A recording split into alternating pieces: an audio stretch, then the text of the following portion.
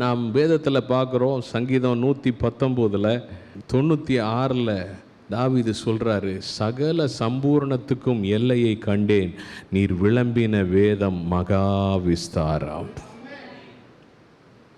அப்படின்னா அவருடைய ஆசை, விருப்பம், அவருடைய தாகம்லாம் எதில் இருந்துச்சுன்னா, அவருக்கு கடவுள் கொடுத்த உயர்வில் இல்லை, பணத்து மேலே இல்லை, நகையின் மேலே இல்லை, அதெல்லாம் கிடக்குது.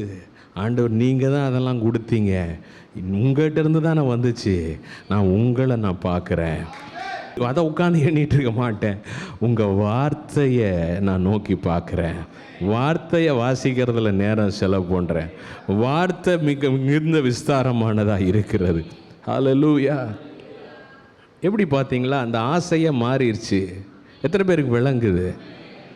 ஒன்றும் இல்லாதப்பையும் வேதத்தை வாசிக்கணும், ஆனால் நிறையா வர்றப்ப நிறையா வாசிக்கணும்.